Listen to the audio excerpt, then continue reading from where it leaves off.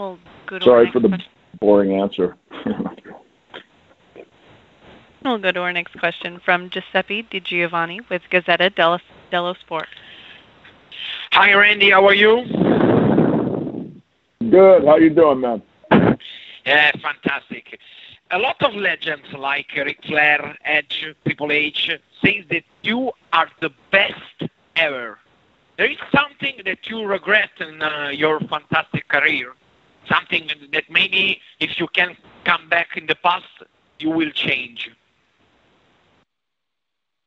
Gosh, there's probably a whole list of things. I think that, first of all, I think being called the best at something, especially professional wrestling, is very subjective. You know, like I might think the best movie ever in the history of movies is The Godfather. But if you have someone that likes romantic comedies, you know, they might think it's 50 First Dates, you know, and so it's subjective. It depends on who you're talking to. But I do appreciate it. The admiration from some of the younger guys in the locker room and the kind words from the guys that have been around and kind of know the ropes. That's something that I really hold close to my heart, because it's how your peers feel about you. When I can have a match and somebody like Triple H or Undertaker or Shawn Michaels or John Cena pulls me aside and he says, "Man, you're good. That was good. You know, God, I love watching you work." That makes you feel good, and we're all human beings. We need that.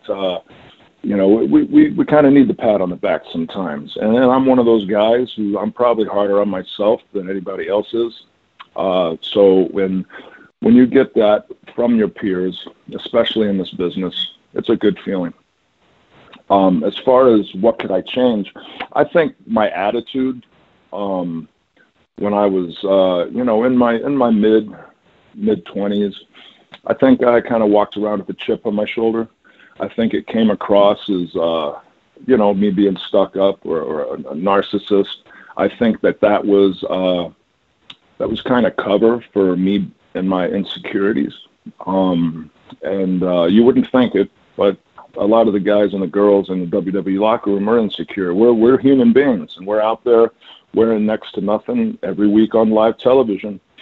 You know, you have to really discipline your way of life to be in the good shape, not only physically, but mentally and emotionally. And like in my case, I have a very strong wife, but that wasn't always the case. I didn't have somebody like I do now that, you know, I could talk to and would value their opinion at home as far as personal things go. So I was kind of lost in my mid-20s. And looking back, there's really nothing that I would change.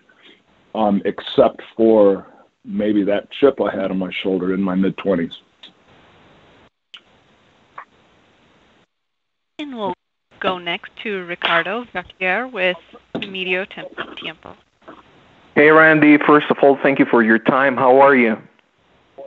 Very well. Thank you. Great, man. I was wondering, you're about to face the greatest wrestling match ever. But when it comes down to your opinion, which one or which ones are the greatest wrestling matches ever that you've seen? A very popular one that I would agree with, the Austin Rock, Rock Hogan, Brett, and Austin. There's so many good ones. There's so many good ones. I personally had an Iron Man match with John Cena that I considered to be very good, probably 10, 12 years ago. There's so many good matches, and that's kind of what makes it hard. For this Sunday at Backlash with me and Edge, you know, the match hasn't taken place yet. Before WrestleMania 25, when Shawn Michaels and The Undertaker were about to have their first match at WrestleMania, nobody knew going in, hey, this is going to be the greatest wrestling match ever or the greatest match ever. After the fact, everybody felt that way. And hell, I feel that way too. That match was tremendous. And I was in a tough spot because I had to follow that match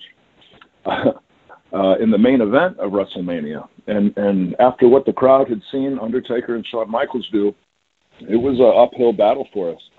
But there's so many good wrestling matches in my mind. You know, every night, every show, there's going to be a match that stands out, a match or two. And when you think about all the shows WWE puts on, that's a lot of top matches to choose from. You know, some people like ladder matches and Extreme Rules matches, TLC matches. Some people like 2 out of 3 falls or an hour Broadway or an Iron Man match, you know, or a straight up wrestling match.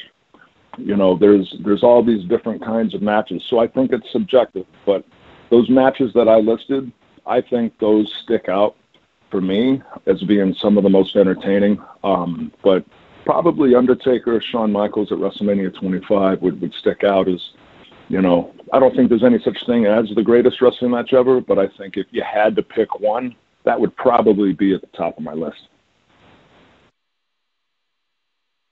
We're going to have time for 2 more questions, please. 2 more questions.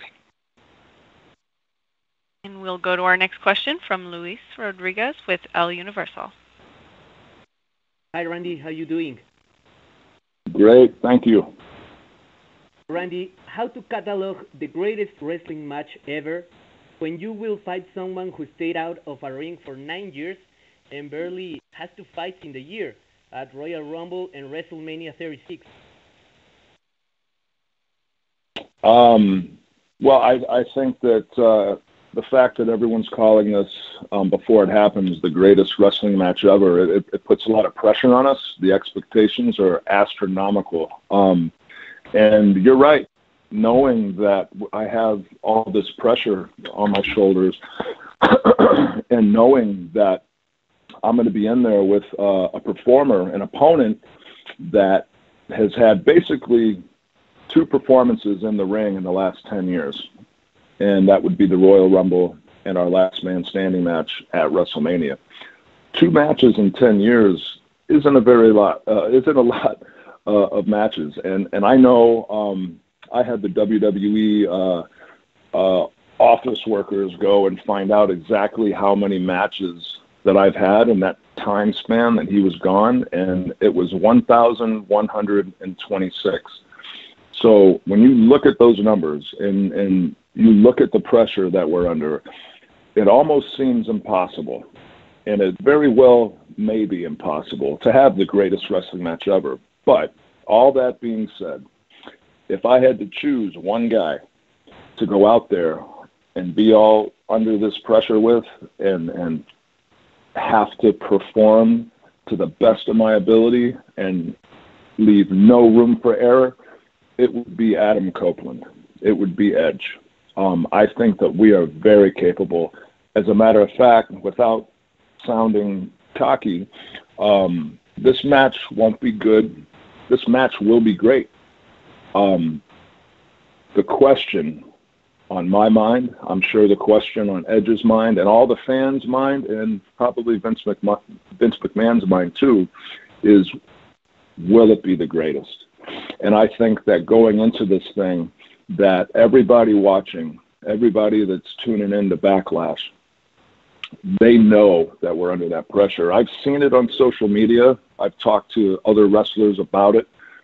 We're really in a tough spot. But I think because of that, because you got 2 performers as talented as myself and Edge, because of all that pressure, people are going to tune in.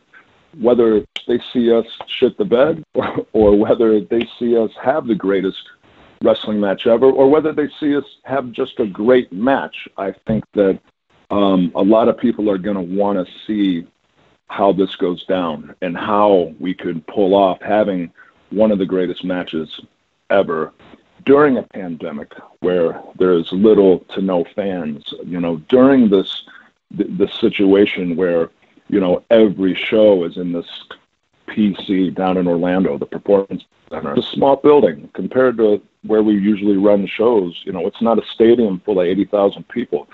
That would be ideal. 50 people standing ringside, you know, chanting and clapping. even though that is going to help, it's nothing like the adrenaline rush that you get when you're performing in front of a live audience of such a vast majority of people. So I think the deck's stacked against us. The odds are definitely against us, but I think that if anyone could pull it off, it's Edge and myself. We're going to go to our last question, please. Thank you. And we'll take our last question from Miguel Perez with Marca. Hello, Randy. How you doing? Great, thank you. First of all, thank you for having us today. So this Sunday, you're facing the Rated R Superstar Edge at the WWE Backlash pay-per-view, as you know, having the greatest wrestling match ever. But also, years ago in this pay-per-view, you had another great wrestling match with Mick Foley in a hardcore match. What can you remember about that match in Backlash 2004? Yeah, wow. Well, I do remember it because it's one of my favorite matches I've ever competed in. And man, what was that, 16 years ago? Yeah, that time flies when you're having fun. And I'm definitely having fun here in the WWE, performing for these audiences, these fans. We have the best fans in the world. And I remember those fans in Edmonton at Backlash in 04 against Mick. And I remember being so nervous because of all the things we were going to try and do to each other out there. And if there's anything I can say about Mick, other than being a super talented performer and one of a kind, he's a very giving talent. And what I mean by that is he made me in that match. You know, not only did I beat him, but he put me to the test and put me through things that I have never been through and haven't gone through since that day. And I think that match kind of solidified that, okay, this kid, this Randy Orton, this 23-year-old kid, he's going to be something someday. The company sees something in him because they put him, sees something in him. And obviously Triple H and Ric Flair took me under their wings, so they see something in me. And I think the way that translates to our viewers is that I got to keep my eye on this kid. And that's exactly what happened. And then, you know, the rest is history. I've had a stellar career, few ups and downs, but, you know, I've been pretty consistent across the board. And I think that match is where I kind of started that process of becoming one of the best wrestlers in the world.